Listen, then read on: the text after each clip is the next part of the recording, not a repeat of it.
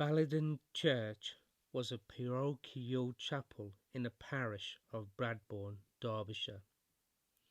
Whilst Ballidon is mentioned in the Domesday Book of 1066, there is no mention of a church, but this is not uncommon and cannot be taken as evidence that there wasn't a church here. The present building dates from shortly afterwards 1100s, with the south doorway being a good example of simple Romanesque architecture. There was once a north door as well, but this is now only visible externally. The plan of the church is simple: a nave, chancel and vestry. It is constructed of local limestone rubble with gritstone dressings. Its massive plinth foundation is clearly visible outside at the northwest corner. In 1205, the church at Bradborne, with its parish chapels including Ballidon, was given to Dunstable Priory in Bedfordshire. Ballidon is mentioned in several of the documents. In 1287, some of the priory lands here were being illegally farmed by the locals.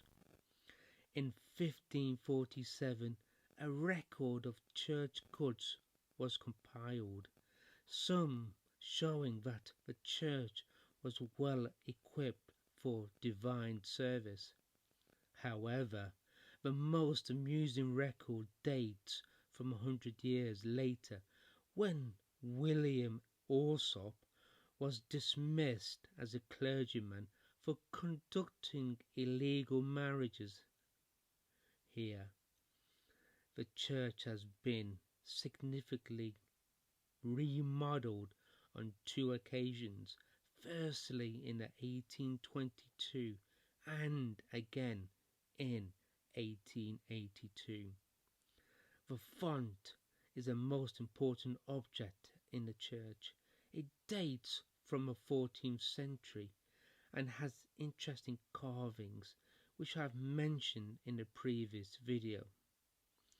Above the font is a fireplace high in the wall. This shows that there must have been a gallery across the west end. Local tradition tells us that this was used by visiting clergy for overnight accommodation. The nave roof is entirely in Victorian, as is the brick floor laid in herringbone pattern.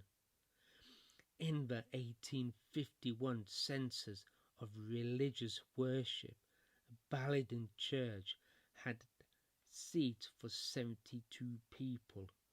Most were rented, with just 8 being free. A service was only held once a fortnight in the evening. An average attendance was between 20 and 35.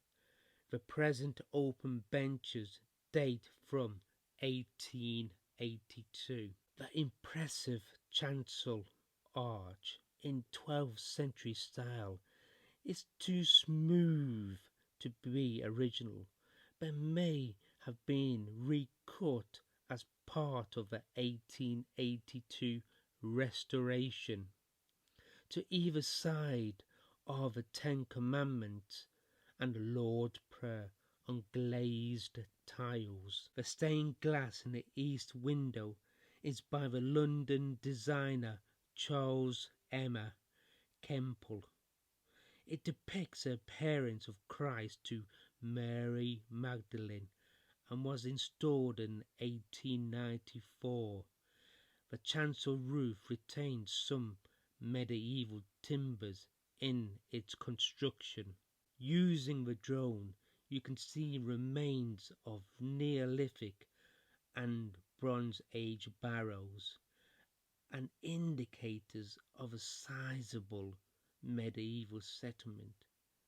This I will look at once I have more information on the subject.